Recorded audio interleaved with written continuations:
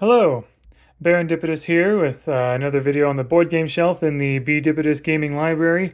So in my Clue video, I talked about I mentioned a different version of Clue that we have that is just kind of a better version of Clue. The Clue Master Detective.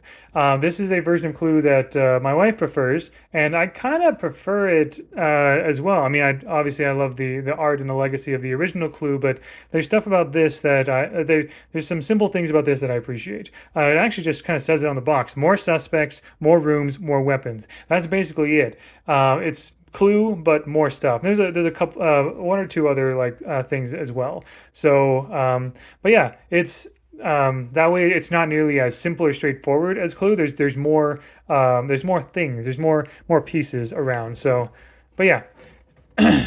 Um, my wife was excited to find this. By the way, I'm standing in this video, so if my voice sounds a bit different, that's why I kind of moved the camera a bit. This is a bigger game. But yeah, my wife was excited to find this version of Clue at a thrift store recently. And so yeah, we're just happy to have this version in our collection now. So yeah, let's see the confidential envelope. There's no flap this time. Um, there's that. Here's what some of the cards look like. Right, you got obviously you can see mostly like your standard weapons, rooms, and suspects. A bit more of a sort of classic portrait um, treatment to the art this time, and also a little bit of lore too. Like in this case, Mrs. Peacock here is an ornithologist whose specialty is birds of prey. So you get a little bit of lore with each of these. There'll be some characters in some rooms and some weapons that you will not recognize. For example, we got Sergeant Gray here. There's a fountain. But yeah. So like I said, it plays just like Clue. And also it's very much going for a classic approach, right? This is what the pawns look like. Just very simple painted wooden pawns. They all look exactly the same, just different colors, right? However, the weapons the weapon tokens are pretty neat. They're all made of metal here, so this is probably the heftiest one. This is a revolver here, probably the one of the thickest ones. We have a bottle of poison. It's got a camera focus. Yeah, so skull and crossbones. Just a like, I know it looks like a shotgun shell, but it's meant to be a bottle of poison. Another new weapon is the horseshoe. So yeah, the knife, of course, one of the classic ones. The lead pipe. Usually, in the lead pipe is just kind of like sawed off or something. This actually has like an end to it, I guess. It looks more like a nail, but it's meant to be a lead pipe. We actually have the wrench in here this time, right? So we got that. The rope is metal this time as well. Just yeah, still holds its shape pretty well. And then, of course, the candlestick, a very fancy candlestick too, by the way, if you kind of look at that. Sorry for the focusing issues with the camera. I'm still getting used to making videos here at the desk here with my phone. But yeah, those are all 8 of the weapons in Clue. I'll talk about the newer stuff and the other newer stuff in a little bit. This is the instruction booklet. I mean, it looks a bit meaty, but that's because, I mean, most of it actually has history and history of the game Clue, as well as lore for each of the characters, right? It kind of goes a little behind the scenes of brief history of the world's favorite mystery game, why Clue, and all that kind of stuff, right? But yeah, here's also where we get a brief description of each of the characters. So we've got Colonel Mustard there. If you want to, I won't read all of it. If you want to pause, you're welcome to. Mrs. Peacock.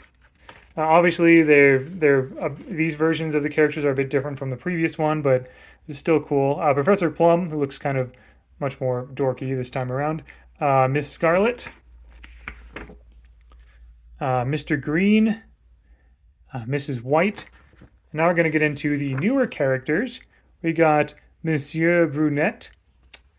We got Miss Peach. We got Sergeant Gray and Madame Rose.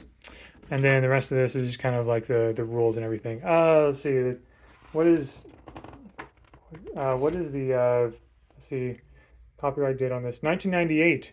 Looks like this is a version of the game from the 80s. So nice. This is so yeah. This is just sort of a cardboard box covering the paper basically. So you can, there's a bunch of like again like it's a mess in there. A bunch of like folded pieces of paper that have been used. But this is the sheet that you use. All the suspects, all the weapons, and all the rooms. The rooms here. So you got all your classic ones. It's just in alphabetical order. You got courtyard, gazebo, drawing room, dining room, kitchen, carriage house, trophy room, conservatory, studio, billiard room, library, and fountain. You notice most, if not, I think all of the new rooms are like outside rooms, basically. And then yeah, the other side is just kind of just the same. As you can write notes on here if you want. Usually I just kind of fold it, so all I really use is just kind of like just this section, right? But there you go. What about the board? So yeah, the board is much larger. I'm not sure if I'm going to be able to actually show all of it at once on here because this board is this is a trifold. All right, like your school projects. This is enormous. I actually let me see if I can just sort of move this box out of the way here. Might be able to actually show more of it that way. Okay, there we go. Okay, so yeah, this is the oh gosh. Yeah, it's not even gonna. Well, here, just gonna do my best here. But yeah, this is the whole thing. All right. One of the let's see. Among the because this is a much larger manor, you can they give you sort of like more free like I believe you can make accusations or like let's see, I can't quite remember. I think those magnifying glass spaces allow you to sort of like look at somebody else's hand. You get more basically in this game. You get more opportunities to look at what's in other people's hands.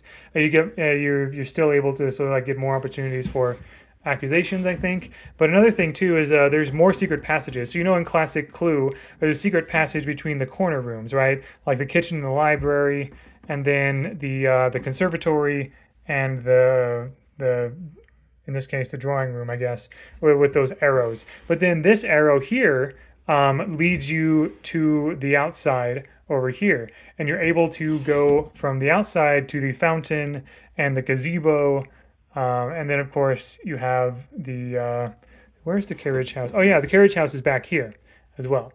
So yeah, just kind of more places, just more things, more clue essentially. That's basically what this comes down to. And yeah, I think that's neat. I'm pretty happy with that. Bring everything back here.